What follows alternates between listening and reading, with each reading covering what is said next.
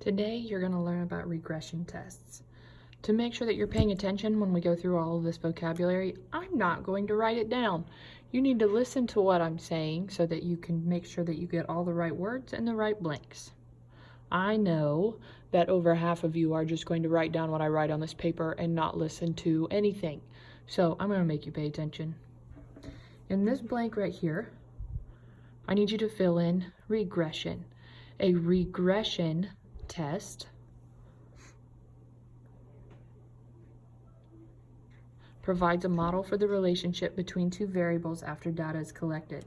That's the same concept as a line of best fit. It's the same concept as a line of best fit. But Desmos is going to do all the work for you. All those tables that you were looking at when you did 6-2, when you did that line of best fit, you're going to put those tables in Desmos today, and Desmos is going to spit out an equation for you. You're not going to have to do any of that work yourself. If two data sets are very closely related, they are said to have a, what kind of correlation? They're very closely related. Should be strong. When two things are very closely related, they have a strong correlation. If two data sets are not as closely related, they are said to have a weak correlation. They're not as closely related, they have a weak correlation. If they aren't related at all, they have no correlation. The correlation is measured by a number called the correlation coefficient. We're going to measure the correlation today. We're going to give it a number called the correlation coefficient. Copy that down right there.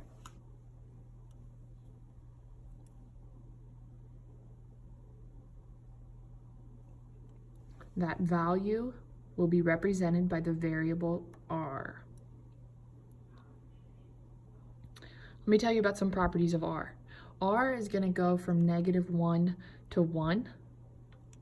So it's not possible to have an R value of 2, only from -1 to 1.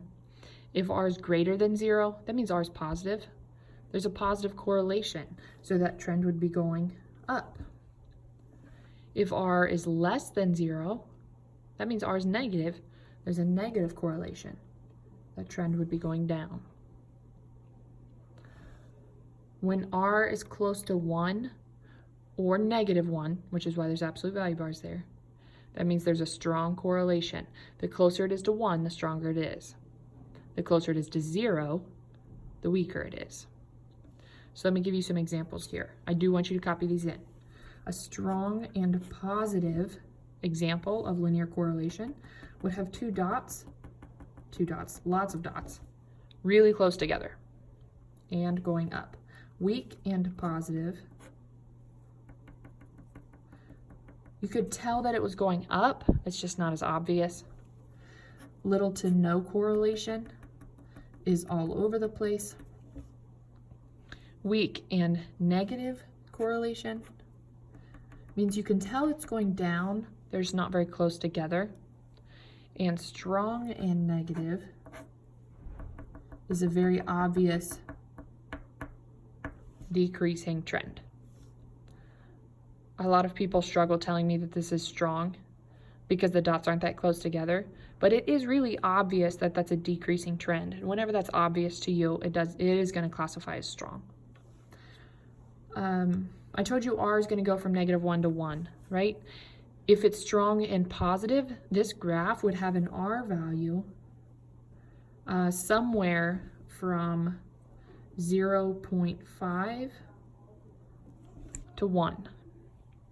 If it was weak and positive, then R would be somewhere from 0.01 to 0.49. If there's little to no correlation, those dots were all over the place, that means R would be right about 0. If it was weak and negative, the number's going to look like this, but they're going to be negative because it's a negative trend. So you'd say R is from negative 0.01 to negative 0.49. Strong and negative will look like this, but negative R values. So I'm going to say negative 0.5 to negative 1. If it was 1 exactly, it would be a perfectly straight line. So if R was 0.99, it would be a really, really close trend. Last thing, correlation, that's right there, everywhere. Correlation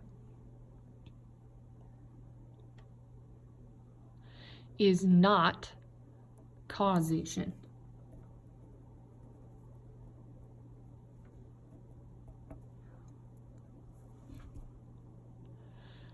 Correlation is not causation. That means that just because two things are related does not mean that they cause each other. Think about these two examples down here. Time spent studying and the resulting test score will definitely be related, but there's no guarantees that just because you study longer, your test score is going to go up. There are other things in play there. How smart you are in the first place, whether or not you're studying the right thing, if you understand what you're studying, if you're trying to study while you're watching TV, that's not very effective. It's not going to guarantee that you're going to get a higher score on that test. Another example is the time that you spend exercising.